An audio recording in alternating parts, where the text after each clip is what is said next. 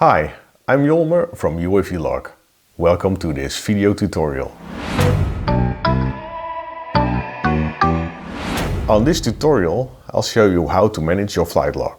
Now that you logged one of your drone flights in UAV Log, it's time to show you how you can manage your flight log. Managing your flight log is just as simple as managing the rest in UAV Log. Once again, you'll be presented an overview similar to drones and batteries. Again, you'll see here the filter section to search for certain flight logs, a totals overview and your flight log itself. Of course, we just recorded one flight of your drone at 9:10 AM on August 1st.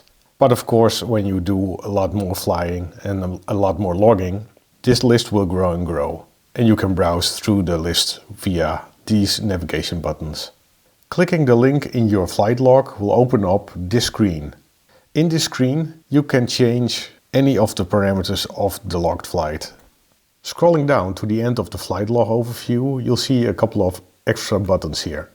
If you want to add a flight manually, you can just punch this button. It will open up a clean slate for you, where you can just add your drone and add your battery and whatnot. Deleting a flight is also really simple. It's just a matter of punching this link and confirming that you want to delete the flight. And then you're back to one in this particular example. I hope you found this video tutorial helpful and interesting, but if you still have questions about UAV Log, then don't hesitate to contact us via the website or on social media. Thanks for watching and until next time.